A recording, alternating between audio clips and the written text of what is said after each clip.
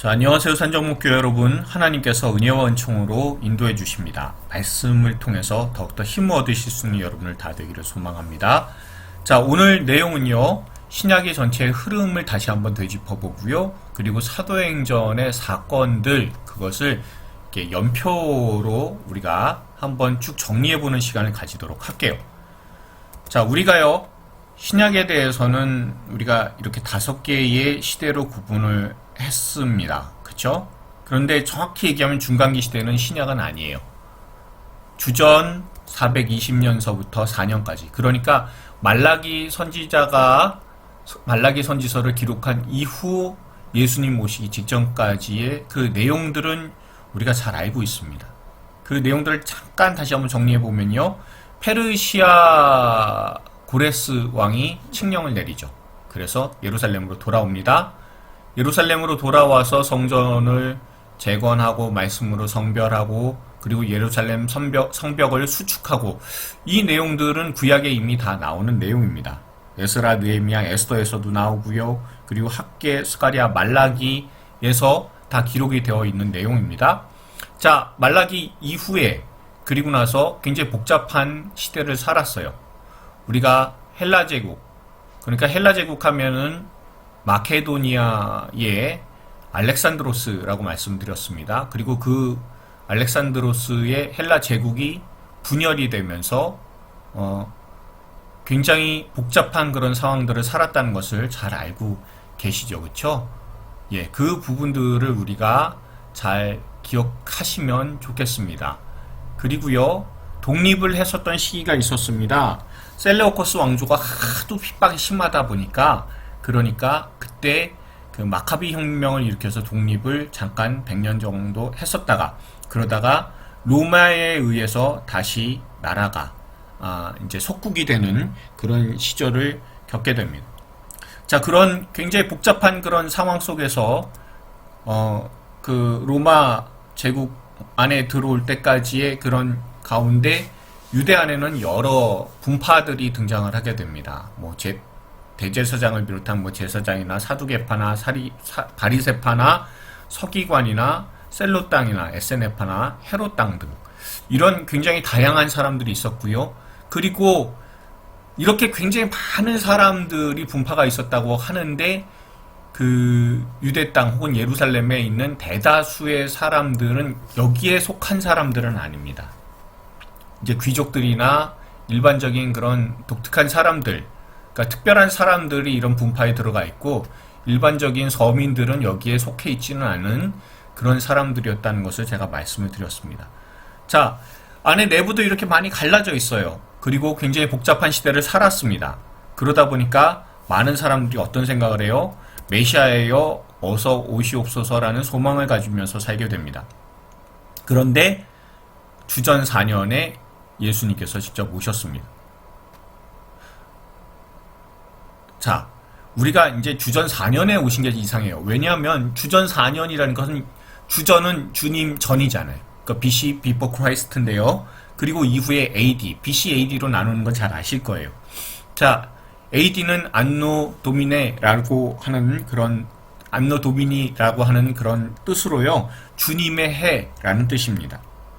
자, 이게 왜, 그런데 예수님께서 오시기 전 오신 후면은 영년이어야 되는데 왜 주전 4년에 예수님 오시게 됐냐면, 이거를 주후 526년경에 황제 유스틴이 엑시우스라는 수사한테 그 계산을, 그러니까 로마 황제력으로 하지 말고 우리의 황제이신, 영원한 황제이신 예수님을 중심으로 해서 예수님 오신 날짜를 계산을 해서 그때부터 시간을 연대를 정했으면 좋겠다라고 해서 연대 계산을 맡깁니다. 근데 맡겼는데 이 엑시우스라는 분이 계산을 하다가 주전 749년의 내용을 753년으로, 그러니까 4년 차이가 나는 걸로 계산을 해버렸어요. 그러니까 4년이 앞당겨진 겁니다. 그래서 주전 4년에 예수님이 오신 것으로서 우리가 볼 수가 있어요. 자, 그러면요, 이 예수님 오신 것에 대해서의 4개의 복음서가 기록을 하고 있음을 여러분들 잘 아실 겁니다. 자, 마태복음, 마가복음, 누가복음, 요한복음 이렇게 있고요. 막, 룩 같은 경우에는 관점이 같다고 해서 공관복음이라고 하는 것을 잘 알고 계시죠? 자, 마태복음의 관점은 예수님께서 말씀하시는 예수님, 왕으로서 말씀을 선포하시는 예수님에 대해서 분명히 등장을 하고 있고요. 마가복음 같은 경우에는요, 예수님께서 종으로 섬기시는, 어디까지? 죽기까지 섬김을 위해서 오셨다라는 것. 그리고 누가복음은요, 예수님께서 기적을 일으키시는 예수님이 참 많이 등장을 하고 있음과 동시에 예수님은 잃어버린 자를 찾아 구원하러 오신 예수님이십니다. 그리고 요한복음의 예수님은 어떤 예수님이라고요?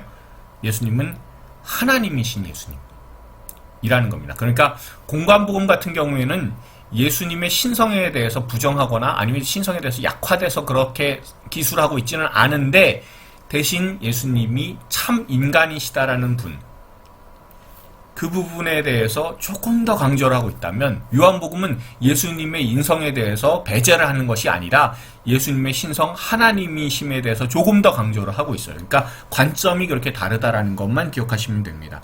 근데 전체 사복음서의 내용들을 이렇게 보시게 되면 어떤 의미냐면, 결국에는 예수님은 참 하나님이시자 참 인간이시다 라는 것이 아주 분명히 드러나 있습니다. 자, 그러면요, 예수님의 그 내용 보시면 주전 4년에 수태고지, 예수님 오실 것에 대해서의 그런 내용들, 마리아에게 그리고 요셉에게 나타난 천사들의 그런 내용들을 우리가 알고 있고요. 예수님이 탄생하셨고 유년 시절 보내신 내용들, 그것이 등장을 하고 있습니다. 사복음서 전체에서요, 사생의 시대에서의 내용들입니다. 그리고 주 27년에 예수님께서 이제 공생에 나서시게 되죠. 그때에 세례를 받으시고 광야에서 시험 받으시고 공생에 본격적으로 하시기 바로 직전에 가나 혼인잔치에서 거기서 첫 번째 기적을 베푸십니다. 그리고 이때는요, 여기 이제 파란색 네모로 갈이라고 되어 있는 것은 갈릴리 지역 보시면 돼요. 갈릴리가 바다잖아요, 호수잖아요. 그래서 색깔이 이제 파란색으로 그렇게 제가 구별을 해놨고요. 자, 예수님께서 이제 공생애를 본격적으로 하시게 되는데 1년 차에서는요, 시작할 때 예루살렘에서 시작하신다는 것 제가 계속해서 말씀을 드렸었어요. 그렇죠? 그리고 이제 갈릴리 지역으로 오시게 된다는 것. 공생의 1년 차 때 성전 청결을 하시고 사마리아 여인을 만나시고 또한 제자를 부르시고 갈릴리 지역을 전도를 하신 내용들임을 우리가 이미 예수님의 생애 1년 차를 통해서 다 확인을 했었습니다. 기억나시죠? 자, 그 다음에 공생의 2년 차에는요, 예수님께서의 시작은 예루살렘에서, 그러니까 38년 된 병자를 고치시면서 시작을 하시고, 그리고 갈릴리에 오셔서 12제자를 부르시고, 그리고 산상수훈을 하시고, 그리고 여러 가지 치유를 하시며 또한 비유의 내용들을 가르치시죠. 그리고 공생의 3년 차에서의 내용은 예루살렘에서 시작하지 않는다는 거 말씀드렸어요. 갈릴리에서 시작합니다. 그 갈릴리가 그 근처에 있는 벳세다에서 오병이어와 바다, 그러니까 예수님의 사역은요, 구원을 위해 완전한 출애굽을 위해서 오신 분이시다라는 것을 우리가 알 수가 있습니다. 자, 그리고 제자 훈련을 하시고 나사로를 살리시고 삭개오를 부르시고 예루살렘에 가셔서 종말의 비유들을 말씀을 하시는 그런 내용들이 등장을 하는 게 3년차의 내용이면요, 예수님의 마지막 일주일이요, 그동안 예수님께서는 성전에 예루살렘 성에 입성하시고 성전을 청결하시고 여러 가지 문답하시면서 그러면서 예수님이 자신이 메시아이심을 분명히 드러내시는데 사람들은 거절하죠.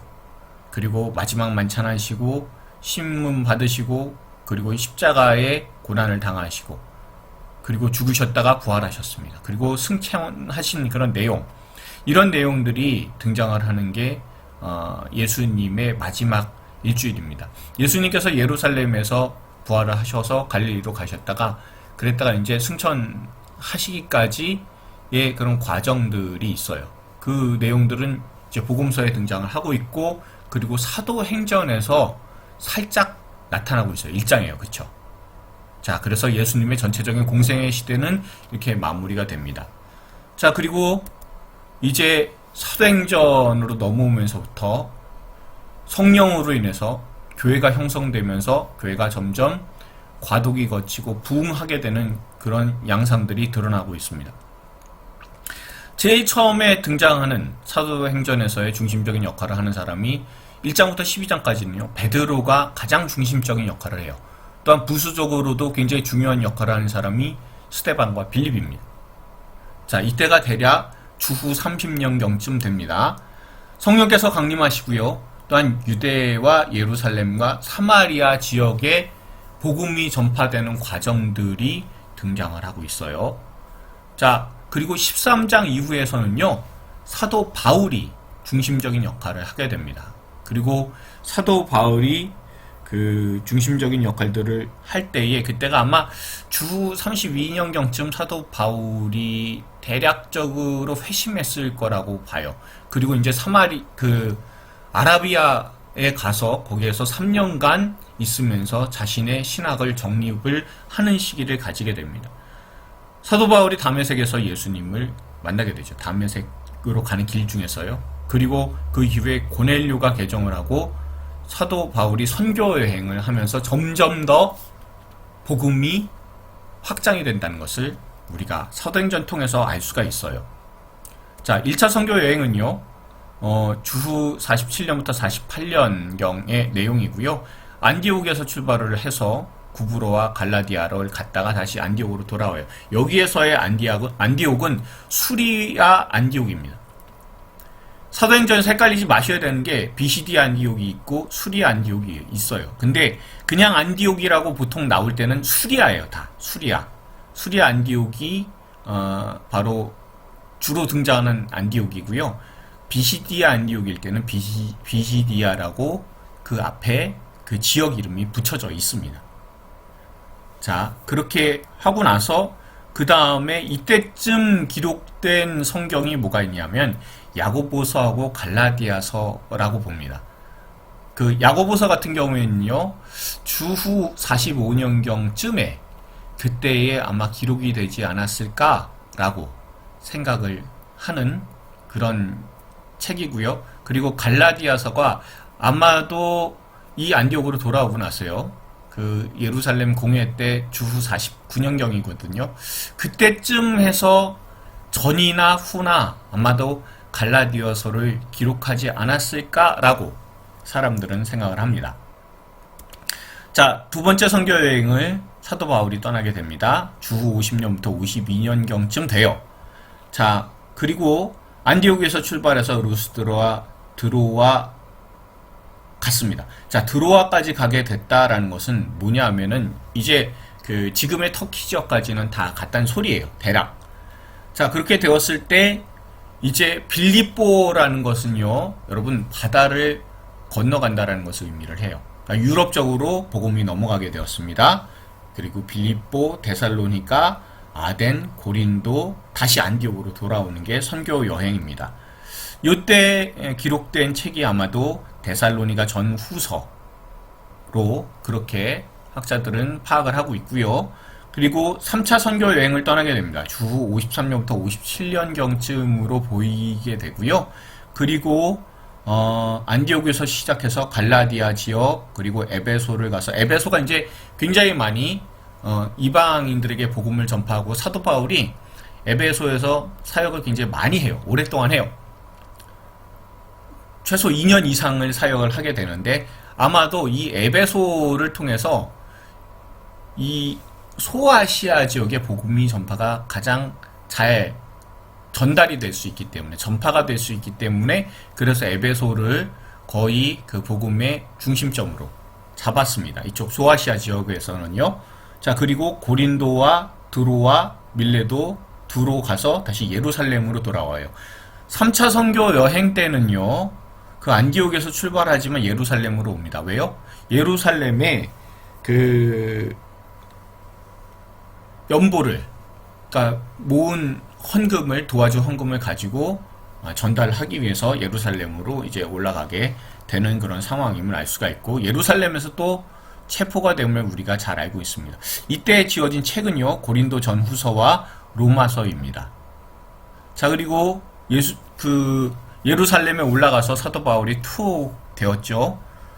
그렇게 되었는데, 그 투옥 이후에 이제 4차 선교 여행이라고도 하고 감옥 여행이라고도 해요. 그렇게 이제 잡혀가지고 이제 로마로 가게 되죠.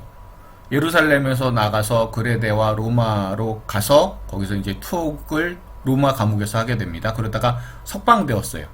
그리고 나서 선교 여행을 갔다라고 하는 기록이 대략은 있어요. 그때쯤 이제 성경에선 나오진 않지만 대략적인 기록들을 아니면 그 교부들이 있습니다.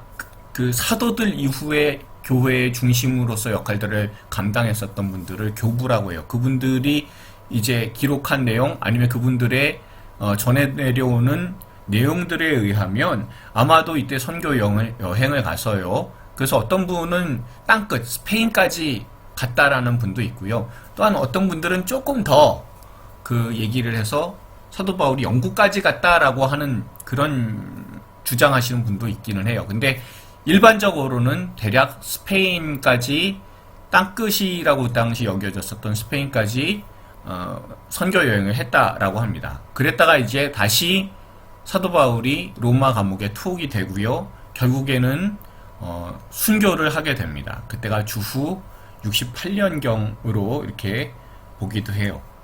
자, 투옥되었을 때 지어진 책이 골로새서, 빌레몬서, 에베소서, 그리고 빌립보서 이렇게 기록이 된 걸로 봅니다. 그리고 이게 이제 1차 투옥 때 적힌 그런 서신서라고 한다면 2차 투옥 때 아니면 그 선교 여행을 땅끝까지 가는 그런 선교 여행 동안에 지어진 책이 딤전후, 디도서 이렇게 보고 있고요. 그리고 일반적으로는 히브리서, 베드로전후서, 요한 1, 2, 3서, 유다서 이런 식으로 아마 기록이 되지 않았을까 학자들은 생각을 하고 있습니다. 자, 그리고 이제 완성시대로 넘어가게 되면요. 우리가 잘 아는 대로 계시록에 대한 그런 내용입니다. 그 계시록을 보실 때 현재의 7교회가 있는데 거기에 이제 환란이 있으면 우리가 보게 되죠. 그리고 장차 환란이 7년, 그러니까 예수님 오시기 바로 직전에 커다란 대환란이 있을 것이라고 봅니다. 자, 대환란을 통해서 우리가 알게 되는 것은 뭐가 있냐면요. 대환란 때에 중요한 구분이 생겨요. 진짜 성도와 가짜 성도가 구분이 생기고요. 그것을 통해서 진짜 성도들이 오히려 핍박을 많이 받는데 그 가짜 성도들 그 가운데서 정말 적그리스도가 등장을 하게 되죠. 그러면 이렇게 볼 수가 있어요. 그 장차 큰 환란, 대환란 때 그때에 완전한 적그리스도가 등장하고 그리고 그 적그리스도가 완전히 등장한 그 수장을 예수님께서 깨뜨리시면 되는 거잖아요. 그렇죠? 그것이 바로 아마겟돈입니다. 그래서 그리스도께서 승리를 하시게 되고 그것을 통해 예수님의 온전한 재림이 이 땅에 그리고 구원이 완성이 되어서 새 하늘과 새 땅이 이 땅에 이루어지게 된다라는 그런 내용이 분명히 계시록에 등장을 하고 있어요. 그리고 그때에 이 날을 바라보면서 주여 어서 오시옵소서라고 그런 믿음을 가지고 살아가야 되는 게 예수 믿는 사람임을 분명히 이 요한계시록은 알게 해주고 있습니다. 자, 그러면요 우리가 요 다음에는 이 사도행전의 그런 내용들을 한번 돌아보도록 하겠습니다. 자, 사도행전에서 제일 중요한 말씀 중에 하나는요 1장 8절 말씀이죠. 오직 성령이 너희에게 임하시면 너희가 권능을 받고 예루살렘과 온 유대와 사마리아와 땅끝까지 이르러 내 증인이 되리라 하시니라 라고 되어 있습니다. 그러니까 이 사도행전의 전체적인 구분을 따지게 되면요 예루살렘에서 복음이 전파가 돼요. 그리고 나서 온 유대와 사마리아로 퍼지게 됩니다. 이때까지의 그런 내용들이 대략 1장부터 12장까지의 내용이고 중심은 베드로가 중심이 돼요. 그리고 땅끝까지 이르러 내 증인이 되는 그런 모습이 13장부터 28장까지의 내용인데 중심은 사도 바울이 된다는 것 여러분들 기억하시면 좋겠습니다. 자, 그러면요 전체적으로 봤을 때의 시대적인 구분을 보도록 하겠습니다. 주후 30년이 사도행전에서의 기준이 되고요. 그리고 그것을 바탕으로 해서 대략적인 그런 내용들을 이제 보게 되면 일단은요 이때 로마 황제들을 한번 보면요 중요한 그런 사람들이 등장을 하고 있는데 그 네로와 베스파시아누스 황제 그 사이에 여러 군인 황제들이 좀 있어요. 뭐 오토라든가 이런 사람들이 있는데, 이런 사람들은 1년 안에 한 3명이 서로 막 싸워요. 싸우면서 권력을 잡고 그러다가 그걸 정리한 사람이 베스파시아누스라는 황제입니다. 대략적으로 이제 이렇게 황제들이 있고요. 우리가 또한 그 총독 가운데서 우리가 알아두어야 되는 그런 로마 총독들은요, 빌라도가 있고요. 그리고 벨릭스가 있고 베스도가 있습니다. 그 베스도 같은 경우에는 한 뭐 59년부터 61년 정도 그때까지 있었던 총독이다라고 보시면 되고요. 대략적인 연대는 이렇게 돌아간다는 것을 보시고, 조금 전에 있었던 1장 8절 말씀을 맞춰서 이렇게 보게 되면은 시기가 이렇게 됩니다. 예수님께서 오시고 사역하신 그런 시기가 주후 30년까지, 주전 4년부터 그렇게 되고요. 그리고 예루살렘과 유대와 이방 지역에서 예수님께서 사역을 하셨죠. 우리가 이미 예수님의 사역의 내용들을 한번 쭉 1년차, 2년차, 3년차 하면서 돌아봤어요. 그러면서 확인을 한 내용입니다. 자, 그리고 나서요, 대략적으로 교회가 형성이 되는 시기가 있어요. 그 성령께서 오셔서, 그래서 예루살렘에 말씀이 선포가 되고, 거기에 많은 사람들이 그 대환란이 예루살렘에 있기 전까지, 그때까지 복음이 많이 전파가 됐었던 그런 교회 형성기가 있다면, 교회 과도기 같은 경우에 뭐냐면, 교회가 예루살렘 안에서 폭발적으로 성장을 하고 있는데 핍박이 일어났잖아요. 대환란이 일어났습니다. 그때 사람들이 흩어지죠. 온 유대 지역으로 흩어지기도 하고 사마리아 지역으로도 흩어져요. 그렇게 교회가 이방으로 전도를 서서히 나가기 시작하는 그런 시기입니다. 자, 그리고 나서 그때 이제 중요한 전환점이 되는 사람이 바로 고넬료예요. 자, 고넬료로 인해서 교회가 확장이 되는 시기가 오게 됩니다. 그게 이제 땅끝으로 전파되는 그런 시기고요. 좀 전에 말씀드린 것처럼 예루살렘에서 교회가 형성되고 온 유대와 사마리아로 퍼져나가는 교회 과도기 때의 중심 인물은 사도 베드로입니다. 1장부터 12장까지의 내용이면 교회가 확장되는 13장서부터 28장까지의 사도 바울에 의한 그런 내용들이 이렇게 형성이 되어 있다는 것을 여러분들 보시면 돼요. 자, 그럼 그 순차적으로 세부적인 사건들을 보면 이렇습니다. 예수님께서 주전 4년에 탄생을 하셨고요. 공생애를 주후 27년경부터 시작을 하십니다. 그리고 십자가와 부활과 승천의 내용이 주후 30년입니다. 자, 그리고 나서 교회가 형성이 되죠. 성령께서 오셨습니다. 오순절 성령 강림입니다. 주후 30년이고요. 스데반의 순교와 박해가 주후 31년경으로 봐요. 그리고 사도 바울이 회심을 했을 때가 주후 32년경쯤 보이고요. 그리고 한 35년까지 아라비아로 가서 자신의 그 신학을 정립을 하는 그런 시기를 가지게 됩니다. 자, 그리고요, 빌립 집사가 그 사마리아 전도를 나가게 되죠. 그때가 주후 35년부터 47년까지, 이건 정확하게는 알 수는 없어요. 그러나 아마도 주후 35년부터 47년 정도일 것이다 라고 봐요. 그래서 교회 과도기 때의 그런 내용들입니다. 자, 그 이후의 내용들을 쭉 보시면 이렇습니다. 고넬료가 회심을 하게 되는 시기가 주후 41년경쯤 되는 것 같아요. 정확하진 않아요. 그리고 헤롯 아그리파 1세가 사망했을 때가 주후 44년 정도 되고요. 그리고 사도 바울의 선교 여행이 1차, 2차, 3차가 있습니다. 대략적인 그런 시간들이 언제쯤인가라는 것을 보시고요. 그리고 그 1차, 2차, 3차 같은 경우에는 제가 색깔을 빨간색으로 이렇게 해놨습니다. 참고로 그 사도행전에 나오는 사건들은 오렌지색으로 이렇게 체크가 돼 있어요. 자, 그래서 사도 바울이 1차 선교 여행을 떠나게 됩니다.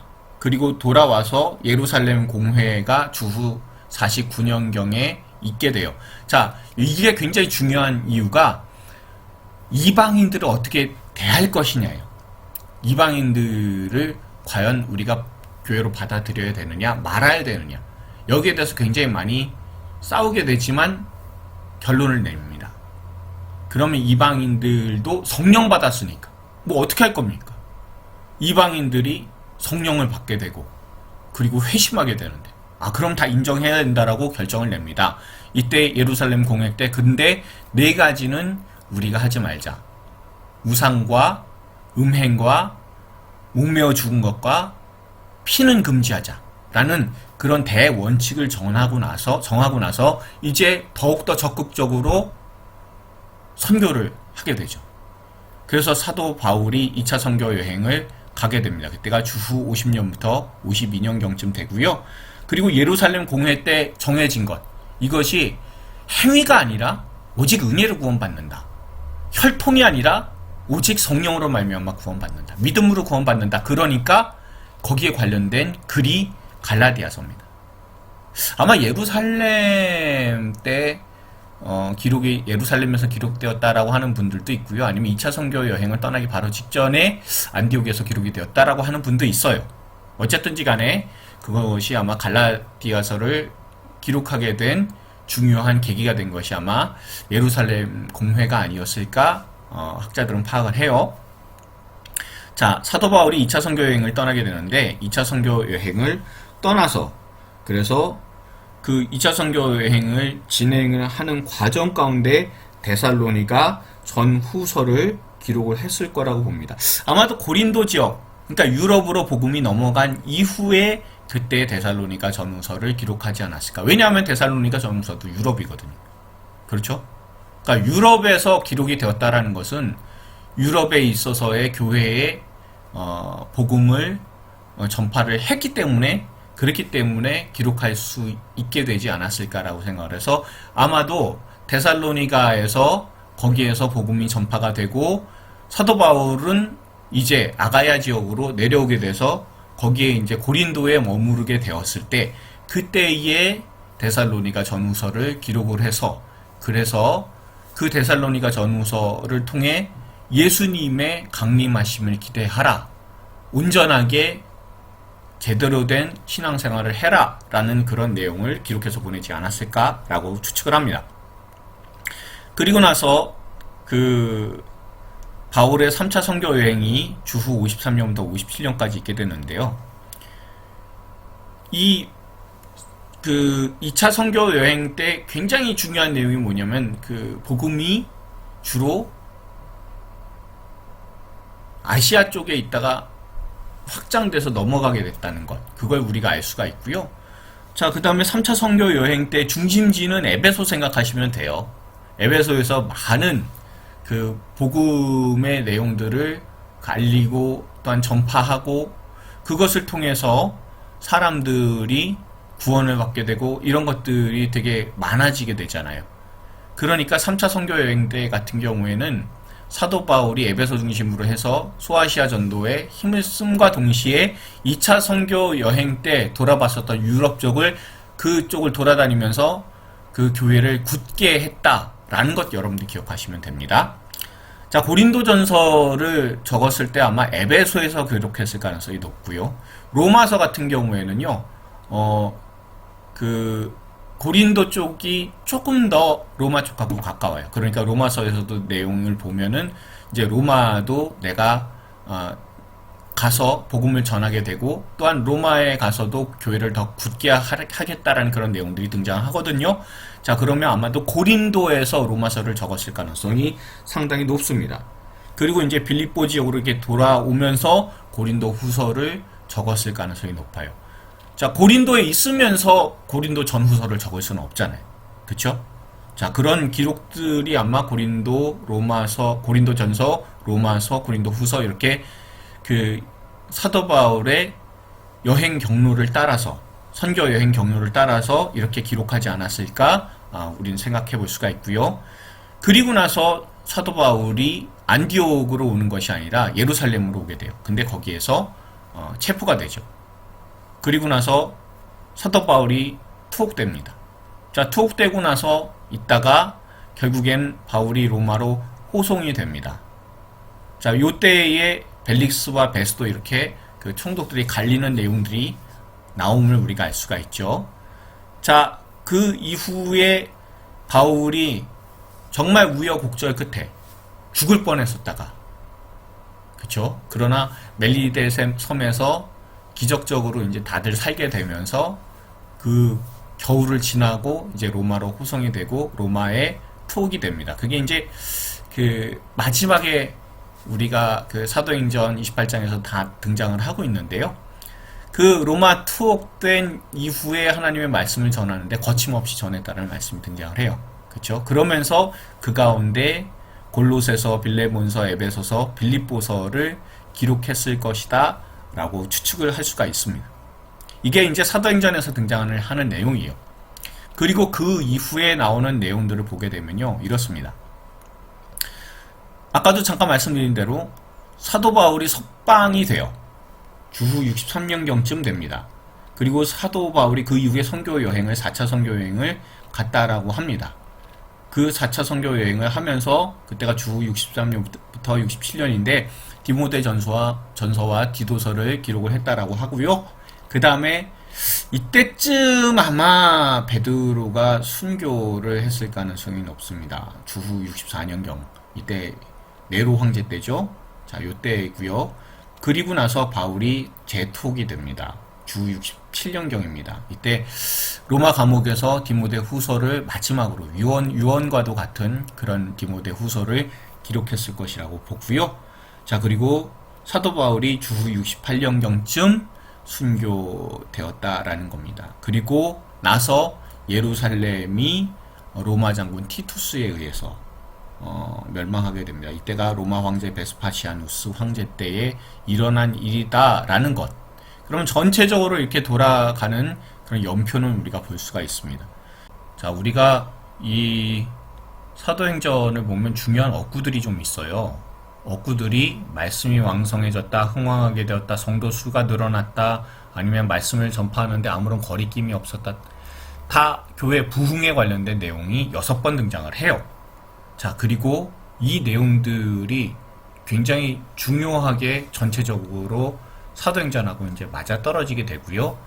내일 우리가 하게 될 때 뭘 하게 되냐면 지도를 통해서 이 말씀들, 이 6개의 말씀들이 어떻게 맞아떨어지는지를 보시면 그 의미가 더욱더 사도행전을 풍성하게 만들어줍니다.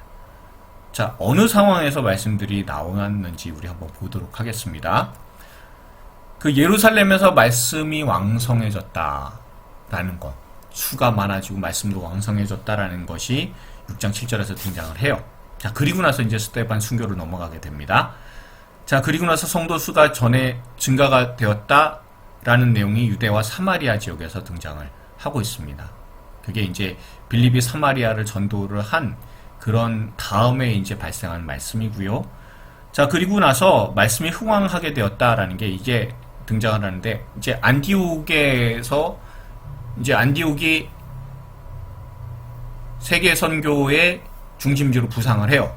그리고 나서 이방 지역에서의 말씀이 증가가 되었다, 흥왕하게 되었다. 그런데 헤롯 아그리빠와 같은 사람은 죽었다 라는 그런 내용이 등장을 하고 있고요. 자, 그리고 나서 성도 수가 증가하게 되었다라는 이 내용은 바울의 2차 선교 여행인데요. 요 말씀이 등장을 하게 될 때가 16장 5절 말씀인데요. 요 전까지가 바로 유럽으로 복음이 건너가기 전이에요. 그러니까 성도수가 증가하였다는 것은 아시아 지역에서 성도수가 증가하게 되었다라는 것을 우리가 볼 수가 있고요.